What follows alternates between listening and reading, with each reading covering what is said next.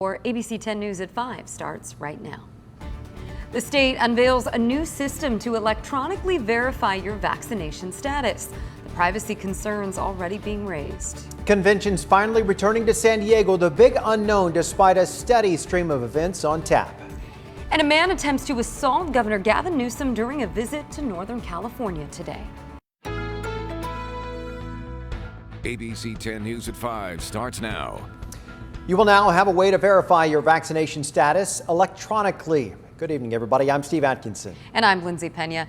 Nearly 20 million people in California are now fully vaccinated. While state officials say the new electronic system is about convenience, others are concerned about its impact on privacy and civil liberties.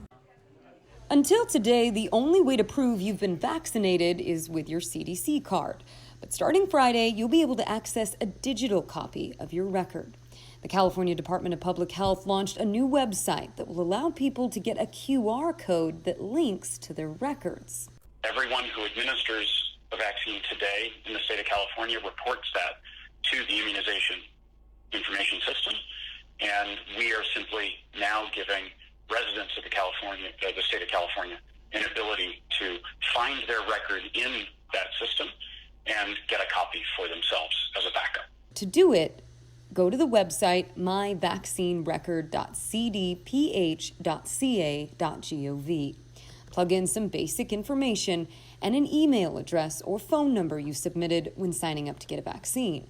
You choose a 4-digit PIN and then get a link to your vaccine record, which you can access once you enter the PIN. Each person is also assigned a specific QR code. Once it's scanned, your vaccination record will come up. The system is exactly what worries State Republican Assembly member Kevin Kiley. It is antithetical to the principles of a free society to have to surrender personal health information simply to go about your daily activities. A few months ago, Kiley introduced a bill that would ban digital verification policies and prohibit public or private places from requiring customers to provide vaccination records. But it never came up for a vote. Kiley, who says he's fully vaccinated, worries the new website could pave the way for a passport system. You keep kind of moving the goalpost until before you know it, the thing that was initially feared has arrived. And so I think that it's important that we carefully scrutinize every step along the way. Now, there was a technical problem connecting San Diegans' registrations this morning, but that has since been fixed. The state says information on the scanned QR code cannot be stored or replicated because of a required digital signature. You can sign up on 10news.com. President Biden is marking another milestone in our fight against the pandemic. Today, he announced 300 million COVID vaccines have been administered in the 150 days since he took office. That's an important milestone. That just didn't happen on its own or by chance. Despite that achievement, the president is in danger of failing to meet his target of having 70% of adult Americans at least partially vaccinated by July 4th. We are currently at around 65%. San Diego's reopening could hit its highest gear in August with the return of conventions. Our ABC 10 News reporter John Horn explains the big unknown despite a steady stream of events. People just want to see their friends again. Kent Rochford's mission is to make that happen. On August 1st, his organization, SPIE, will be the first to host a convention at the San Diego Convention Center since the pandemic hit last year. I mean, to have your first meeting back in San Diego, that's not a bad place to be at all. SPIE canceled its optics and photonics convention amid the outbreak, along with 150 other events. The tourism industry lost hundreds of millions of dollars in economic impact, including in restaurants, attractions, and hotel stays. Didn't know what was happening. The light at the end of the tunnel was actually the train coming at us, and we pivoted, did the best we could, and now there really is light at the end of the tunnel. Jeff Berg, who heads the Marriott Gas Lamp, says leisure travel has recovered, meaning 90% plus occupancy on weekends. But hotel occupancy remains about 60% during the week because conventions are gone and in-hotel meetings are severely lagging. I think the last piece of the puzzle will be the conventions. The center has 30 conventions on its calendar starting August 1st, a typical load. Those with 5,000 or more attendees through October 1st will require proof of vaccination or a negative COVID test. Still, CEO Rip Ripito cautioned the events won't translate to pre-pandemic economic impact, noting some travel restrictions remain. Attendees will be lower in the near term as we continue to go through a recovery over the next several months. Case in point, SPIE expects about 1,500 people this year, down from the 4,000 it hosted here in 2019. John Horn, ABC 10 News. The convention center is currently being used as a shelter for migrant children right now. It is scheduled to close as of July the 15th. With California reopening its economy, businesses across the state are working to find their footing. For many, it's been a year of discovering new ways to succeed.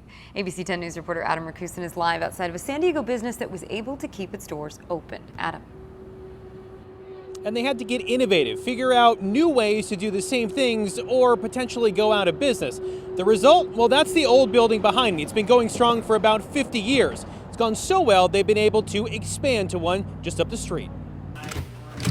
Stitch by stitch, seal by seal. He's putting down urethane right now on a Kevlar butt pad. Some of the best quality diving dry suits in the world are carefully pieced together. Everything gets marked for all their custom patches and logos and everything that goes to get sewed. Dan Drake is the head of Diving Unlimited International. I've been here 17 years. To say 2020 was one of the most challenging during his time would be an understatement. Everything had a very quick stop.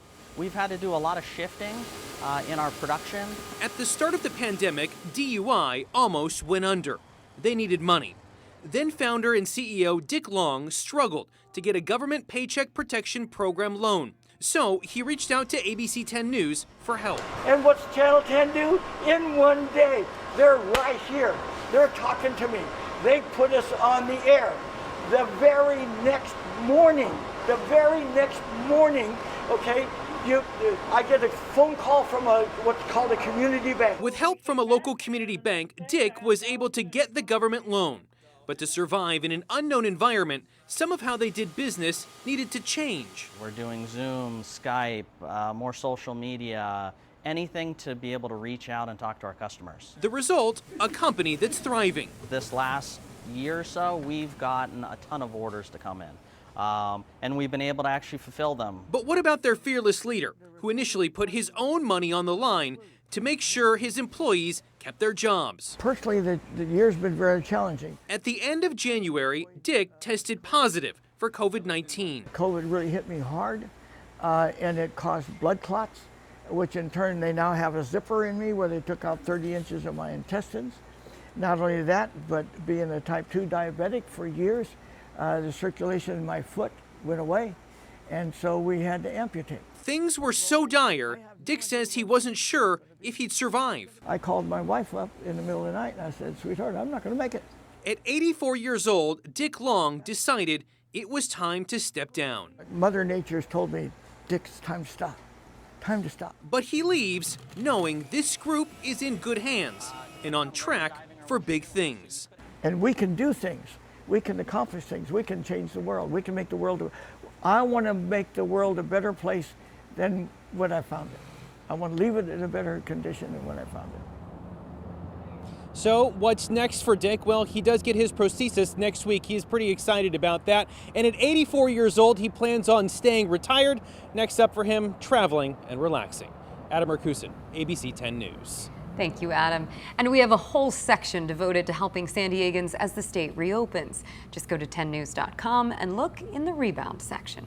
Police have detained a man in connection to a homicide in Mira Mesa. Police got that call this morning for a welfare check on a man covered in blood and acting erratically. This was in the 7800 block of Burlington Way. Officers then found the man in front of a home he was associated with. Inside, they found the body of a man in his 20s with what they described as upper body trauma. Police say little is known at this time. As they've been investigating, they are still not sure of the role, if any, the man played in the victim's death. And another man is dead after the sheriff's department says he pulled a gun on deputies who then opened fire. It happened this morning in a neighborhood off of Lucadia Boulevard, just west of the 5 in Encinitas. 2 deputies responded to a neighbor's call of a suspicious person. The man allegedly pulled a gun as the deputies made contact. They tried to save that man, but he died at the hospital. Investigators could be seen going through what looked like an encampment on a hillside. As you can see, neighbors say the man was living there. I guess the guy that was staying up there caused, I don't know the problem, but he was causing an extra problem or something. The neighbor called the police. Investigators have not confirmed if that man was homeless. A sheriff's spokeswoman says deputies have dealt with that man before. His name has not yet been released. Another flex alert takes effect in less than an hour. From 6 to 9 tonight, we're all being asked to cut our electricity use to reduce the strain on the power grid. That can be as simple as setting your thermostat to 78, turning off all unnecessary lights, and avoiding using major appliances during those 3 hours. It's time now to check in with meteorologist Angelica Campos for a look at the heat situation. Hi, Angelica. Hi, Lindsay. I'm sure people are tired of this heat wave. It has been ongoing since the beginning of the week, and it will continue for a few more days. Once again, record-breaking temperatures in Borrego Springs with 119 degrees today. We shattered the record of 116 from 2017. In Ocotillo Wells, another day over 120 degrees. Valley Center 90s. Ramona a little bit better with 88, 86 in Escondido, and 84 degrees in Santee. We're starting to see some of the cool air that's been mostly near the coast extending farther east, and that is helping to bring temperatures down. You can see some of those clouds in downtown San Diego right now with temperatures around 70 degrees. The excessive heat warnings for our inland communities have been extended, as well as for the mountains. We'll have much more on that and your 7-day forecast coming up. Angelica, thank you. A man is behind bars tonight accused of assaulting Governor Gavin Newsom. Good in my head. Go for it. No problem. No problem, sir. Well, that's the man that officers say aggressively approached Newsom during a visit to downtown Oakland today. Now, the governor did not appear to be hurt, and he continued on with his visit to a barbershop and pizzeria. A woman identified as the suspect's sister says he is homeless with severe mental problems. The U.S. Conference of Catholic Bishops is moving forward with a plan to deny communion to public figures who support abortion rights. That would be a rebuke to President Biden, who is devoutly Catholic and also pro-choice. Today's vote is part of a longer process that involves writing up a report over the summer. It would also require approval from the Vatican. When questioned about it today, President Biden said he doubted it would happen.